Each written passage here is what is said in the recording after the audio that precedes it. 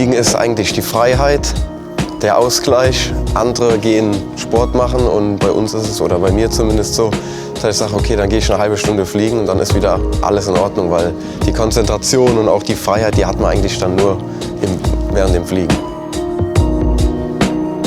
Ich bin der Nico Niebergall, bin 26 Jahre alt. Ich habe meinen Flugschein 2012 gemacht. Der Ralf ist mein Vater und wir fliegen ja in Duo zusammen und bin von klein auf in der Fliegerei mit reingewachsen und deshalb sitze ich jetzt hier neben ihm. Ich bin der Ralf Niebergall aus Neuwied, fliege seit 1987, seit ungefähr 90, 91 Kunstflug.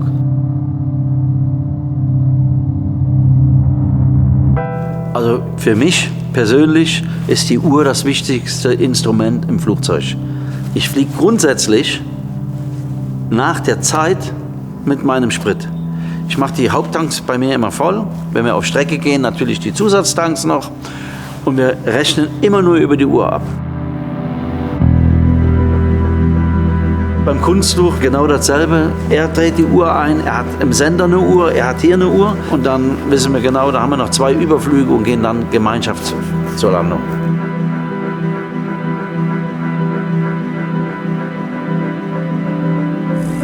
Ich drehe immer die Zeit ein, wann ich gestartet bin, stoppe noch die Uhrzeit ab und weiß genau, jetzt sind wir eine Stunde oder 50 Minuten. Und das ist einfach das sicherste Instrument.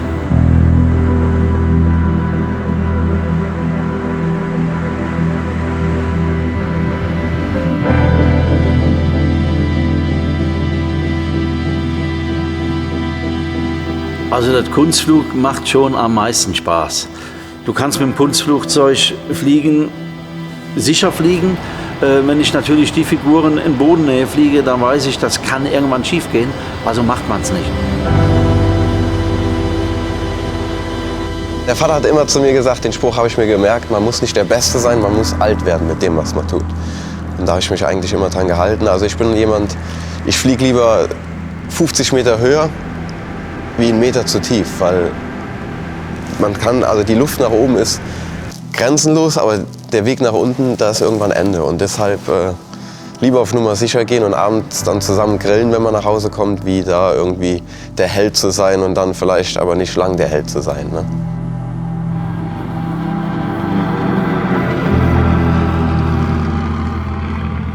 So, dann gehen wir erstmal raus, oder Daddy? Jo.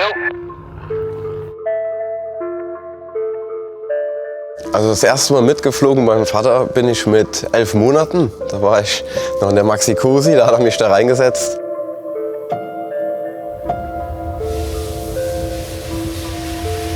Ja, da warst du 11 Monate alt. Da sind wir das erste Mal, da warst du mit Wäsche, bist mit dem Gehfrei um den Flugplatz rumgerannt. Ja.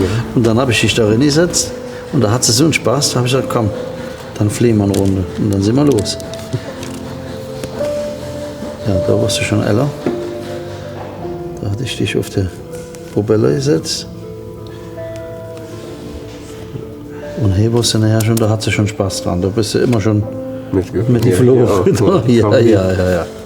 Das ist das Bild hier.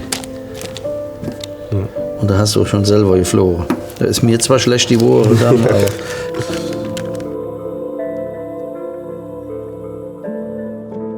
Also ich würde niemals ein anderes Flugzeug haben wollen, weil ich sage einfach, das Flugzeug ist seit 1979 im Familienbesitz durch den Vater.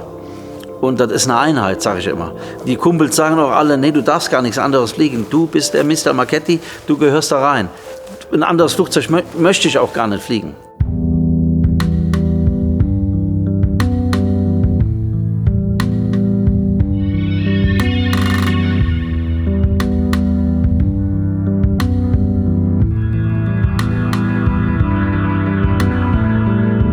Ja, das ist natürlich schon stolz. Ich hatte ja eigentlich die 2 Flugzeuge gekauft für Ersatzteile.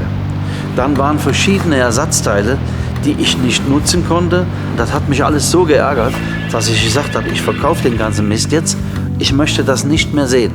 Und dann sagte Nico, Mensch, kann ich das nicht kaufen? Ich sage, natürlich kannst du das kaufen, aber was willst du mit dem Schrott?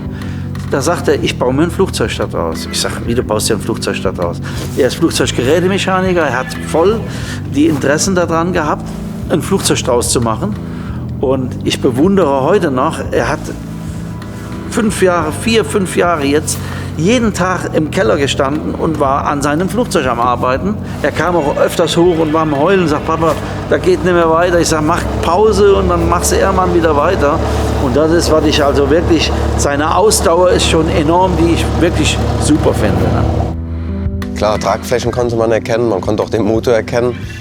Aber wie das da reinkommt und wie das wusste ich ja alles gar nicht. Und ich war beim Vater zu Hause in der Halle, war dann das Flugzeug im Ständer drin.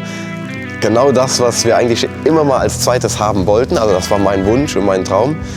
Und hier stand dann in der Halle. Und da habe ich dann nochmal so einen Schub bekommen, wo ich gesagt habe, okay, das lohnt sich. Also ich habe alles aufgeschrieben, Preise, Stunden und es sind schon, ich schätze mal so 2000 bestimmt schon. Also er hat oft gesagt, Mensch, mach weiter und da finden wir eine Lösung für, weil das waren wirklich gravierende Sachen, wo dann auch das Leben hätte von abgehangen. Da hat er gesagt, da ist egal, was das kostet, das muss halt gemacht werden. Und wenn ich die Stütze nicht gehabt hätte, dann glaube ich, hätte ich das auch nicht zu Ende gemacht. Also das hat auf alles gepasst. Ne?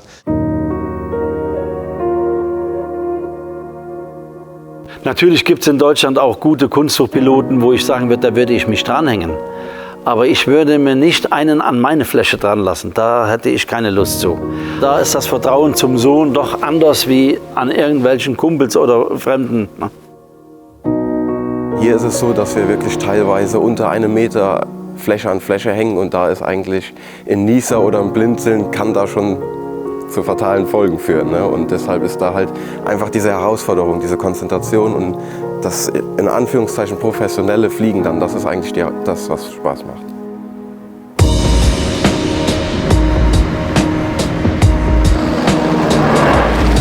Also 3-4 Mal die Woche gehen wir meistens in die Luft.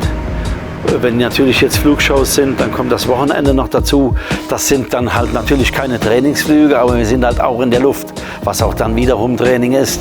Das ist eigentlich das, warum das so Spaß macht, ne? Mit seinem Vater dann zusammen auf Reise zu gehen, ein bisschen Blödsinn zu reden und ja. Ja, wie fühlt das sich an? Das ist echt, ein Traum ist wahr geworden, kann man so sagen. Ne? Und ja, du fühlst dich einfach frei, du sitzt da drin und denkst, guck mal, da fliegt ein Sohn im selben Flugzeug. Das ist so, ja, wenn ich mich das sagen darf, geil. Das ist einfach so.